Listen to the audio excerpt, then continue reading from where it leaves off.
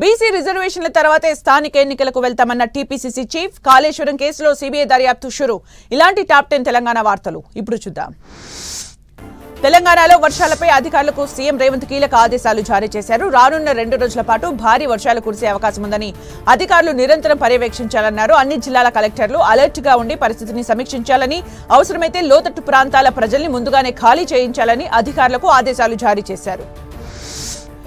Guinness record Bathukamma ఏర్పాట్లపై మంత్రులు జూపల్లి కృష్ణారావు, సీతక్క, కొండా సురేఖ ఆధ్వర్యంలో సమీక్ష నిర్వహించారు. సచివాలయంలో నిర్వహించిన ఈ సమీక్షకు విమెన్ కార్పొరేషన్ చైర్పర్సన్ బండ్ల శోభారాణి, సెర్ప్ సీఈఓ దివ్య దేవరాజన్, టూరిజం శాఖ ఎండీ వల్లూరి క్రాంతి, భాషా సాంస్కృతిక శాఖ డైరెక్టర్ ఏనుగు నరసింహారెడ్డి హాజరయ్యారు. బీసీ రిజర్వేషన్ల అమలుపై చిత్తశుద్ధితో ఉన్నట్లు టీపీసీసీ ప్రెసిడెంట్ మహేష్ కుమార్ గౌడ్ అన్నారు. ఢిల్లీలో ఆయన మీడియాతో చిట్చాట్లో మాట్లాడుతూ రిజర్వేషన్లు అమలు చేశాకే స్థానిక సంస్థల ఎన్నికలకు వెళ్తామన్నారు. బీసీ రిజర్వేషన్ల విషయంలో బీజేపీకి చిత్తశుద్ధి లేదని, ఆ పార్టీ తలుచుకుంటే ఒక్క రోజులోనే అయిపోతుందన్నారు. కాళేశ్వరం ప్రాజెక్టు విచారణలో మరో కీలక పరిణామం చోటు చేసుకుంది. కాళేశ్వరం ప్రాజెక్టుకు సంబంధించి సీబీఐ ప్రాథమిక విచారణ ప్రారంభమైంది. ఎన్డీఏసీ రిపోర్ట్, ఘోష్ కమిషన్ నివేదికలపై విచారించనుంది. ప్రాథమిక దర్యాప్తు తర్వాత ఎఫ్ఐఆర్ నమోదు చేయనుంది సీబీఐ. ప్రాజెక్టుల అవకతవకలు, నిధుల దుర్వినియోగంతో పాటు అవినీతి ఆరోపణలపై సీబీఐ దర్యాప్తు చేయనుంది.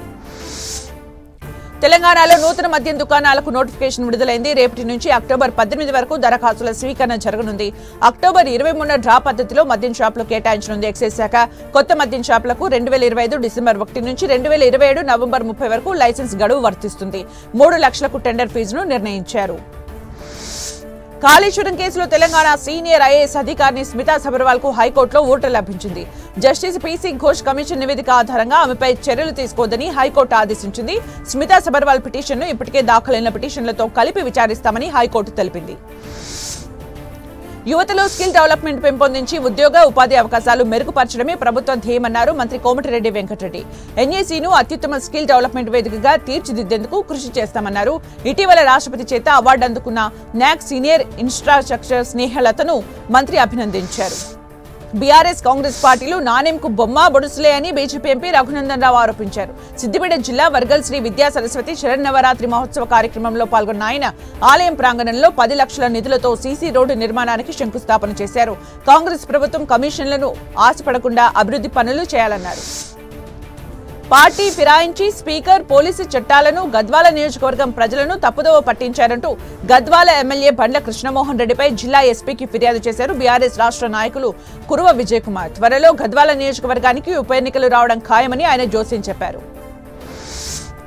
భారీ వర్షాలతో కడెం ప్రాజెక్టులోకి పెద్ద ఎత్తున వరద పోటెత్తుతోంది. దీంతో శ్రీపాద ఎల్లంపల్లి ప్రాజెక్టు 40 గేట్లను ఎత్తి గోదావరిలోకి నీటిని వదులుతున్నారు. ప్రాజెక్టు పూర్తి స్థాయి నీటి మట్టం 20.175 టీఎంసీలు కాగా ప్రస్తుతం ప్రాజెక్టులో 16.0088 టీఎంసీల నీరు నిల్వ ఉంది. ప్రాజెక్టులోకి ఇన్ఫ్లో 66,03,593 క్యూసెక్లుగా ఉండగా అవుట్ఫ్లో 6,05,10 క్యూసెక్ల నీటిని గోదావరిలోకి వదులుతున్నారు.